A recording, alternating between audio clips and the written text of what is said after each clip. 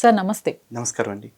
Marriage చేసుకుంటారు కానీ పిల్లల్ని కనకూడదు, పిల్లల్ని కనరు, అది వాళ్ళ ఫస్ట్ రూల్. DINK life. అట్లానే గే లైఫ్స్కి వీటికి ఎక్కువ అలవాటు పడిపోవటం, అమ్మాయి అమ్మాయి, అబ్బాయి అబ్బాయి, అదే అండి. పైపెచ్చి మళ్ళీ ఇదంతా తీసుకొచ్చి సోషల్ మీడియాలో పెడుతూ ఉంటారు.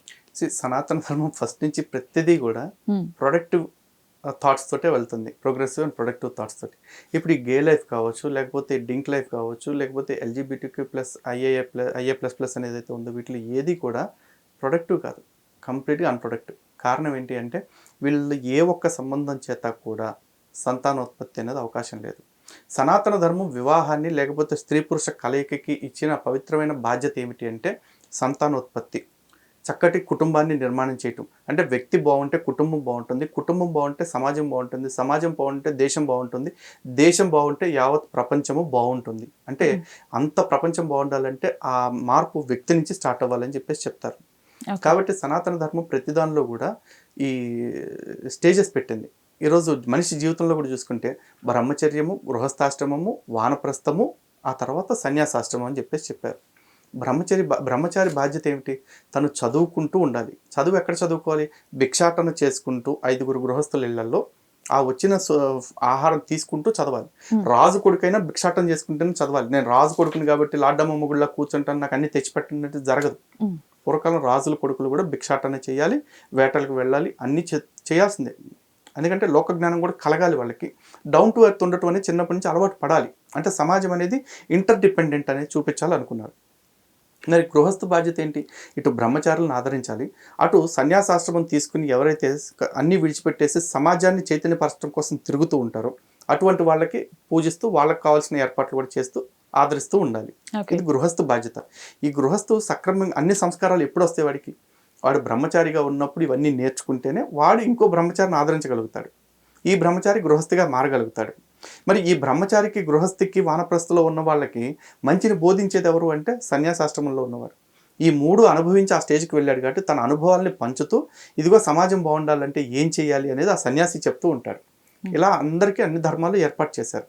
అందులో గృహస్థాశ్రమంలో ఉన్న ధర్మం ఏమిటంటే వీళ్ళని ఆదరించడంతో పాటు నెక్స్ట్ జనరేషన్కి, అంటే సృష్టి నడవాలి అంటే ముందుకి సత్సంతానం ఉండాలి కాబట్టి ఆ సత్సంతానాన్ని కనటం అనేది భార్యాభర్తలు ఇద్దరూ కలిసి చేసే సృష్టి యజ్ఞం అనేది చెప్పింది సెక్స్ గురించి.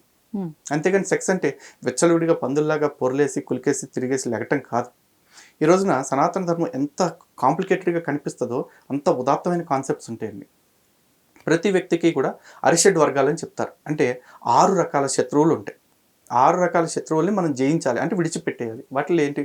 కామ, క్రోధ, లోభ, మోహ, మద, మాత్సర్యాలు. ఇందులో మొట్టమొదటిది కామం. కామాన్ని ఫస్ట్ జయించాలి, కామాన్ని విడిచిపెట్టేయాలని చెప్పేసి చెప్తున్నారు. మరి ఇదే సనాతన ధర్మం వివాహ సందర్భంలో చేసే ప్రమాణాల్లో కావచ్చు, లేదా గృహస్థాశ్రమ ధర్మాలు చెప్పేటప్పుడు చతుర్విధ పురుషార్థాల గురించి చెప్తారు. అందులో పొందాల్సినవి కొన్ని ఉంటాయి, అనుభవించాల్సినవి. అందులో ధర్మ, అర్థ, కామ, మోక్షాలు. అంటే ధర్మబద్ధంగా జీవిస్తూ అర్థాన్ని సంపాదించుకో, ఆ వచ్చిన అర్థంతో ధర్మబద్ధమైన కామాన్ని అనుభవిస్తూ మోక్షానికి సాధన చేయమని చెప్పేసి చెప్పారు. అంటే ఏ రకమైన కామాన్ని విడిచిపెట్టాలి, ఏ రకమైన కామాన్ని పొందాలి. కేవలం శరీర సుఖం కోసం పొందుతున్నాం అనుకునే దాన్ని అధర్మబద్ధమైన కామం అని చెప్తారు. కానీ ఆ ధర్మపత్నితో సత్సంతానార్థం చేసేదాన్ని ధర్మబద్ధమైన కామము అని చెప్పేసి చెప్పారు. అందుకే భగవద్గీతలో కూడా శ్రీకృష్ణ పరమాత్మ ఒకటి చెప్తూ ఉంటారు, ధర్మా విరుద్ధో భూతేషు కామేషు భరతర్షభ అని చెప్పేసి చెప్పారు. అంటే ఓ అర్జున, జీవుల్లో ఉన్న ధర్మబద్ధమైన అధర్మం కాని కామం ఏదైతే ఉందో ఆ కామాన్ని కూడా నేనే అని చెప్పేసి ఆయనే చెప్పారు స్వయంగా.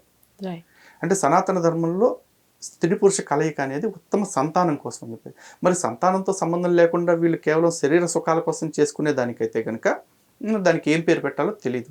పెళ్ళి, వివాహం ఇట్లాంటి వాటి కంటే కూడా ఇంకేదన్నా ప్రాస్టిట్యూషన్ లాంటి పేరు అయితే పెట్టుకోవచ్చు.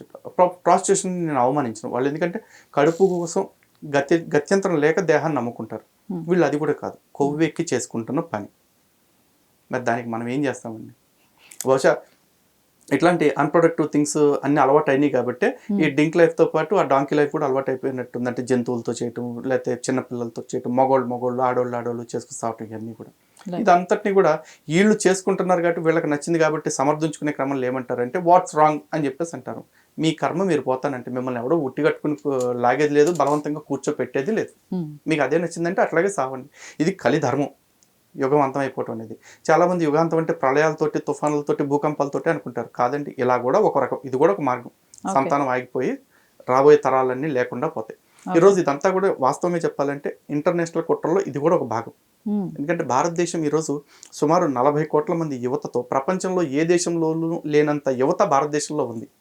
నెక్స్ట్ జనరేషన్ భారతదేశాన్ని చాలా స్ట్రాంగ్ చెప్పాలంటే వీళ్ళందరినీ ఇట్లా డింక్ లైఫ్ అని చెప్పేసి లేకపోతే ఇతర లైఫ్లకు అలవాటు చేసేసి ఆ ఉన్న కొద్ది మందిని కూడా డ్రగ్స్ అని స్టెరాయిడ్స్ అని అలవాటు చేసేసి, ఎందుకంటే డ్రగ్స్ స్టెరాయిడ్స్ తాత్కాలిక శక్తినిచ్చిన భవిష్యత్తులో ఏమవుతుందంటే మొత్తం నిర్వీర్యం చేసేస్తాయి. సో ఇట్లా యూత్ మొత్తాన్ని నిర్వీర్యం చేసేస్తే భారతదేశం అనేది ఒకటి తన అస్తిత్వాన్ని కోల్పోతుంది అని అందరూ కలిపి చేస్తున్న కుట్ర ప్రయత్నం అని నేను అనుకుంటున్నాను.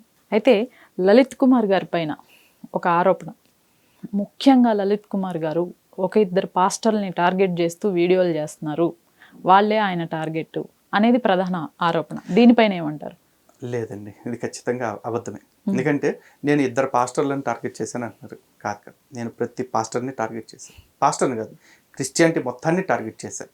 ఎందుకంటే వాళ్ళ చర్చిలో కూర్చుని వాళ్ళు ప్రార్థనలు చేసుకుంటే నాకు ఏ అభ్యంతరం లేదు. కానీ కొంతమంది కరపత్రాలని, బైబుల్లని, మైకులు పెట్టుకుని రోడ్ల మీదకి వచ్చి అచ్చోసిన ఆంబోతుల్లాగా ప్రతి ఇంటి ముందు, ప్రతి హిందూ దగ్గరికి వచ్చి సిగ్నల్ ముందు ముష్టోడికిలాగా బాబు నా మతంలోకి మారు, మా బాబు నా మతంలోకి మారు అని బెచ్చం ఎత్తుకుంటుంటే నాకు నచ్చట్లేదు.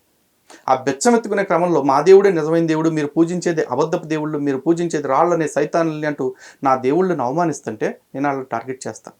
ఎవడైతే వేదాల్లో, యేసు పురాణాల్లో పీసు అంట నా దేవుళ్ళని, నా గ్రంథాలను అవమానిస్తూ నా గ్రంథాల వెలుగులో వాళ్ళ మతాన్ని, వాళ్ళ దేవుడిని వెతుకునే ప్రయత్నం చేస్తారో అలాంటి నేను టార్గెట్ చేస్తాను.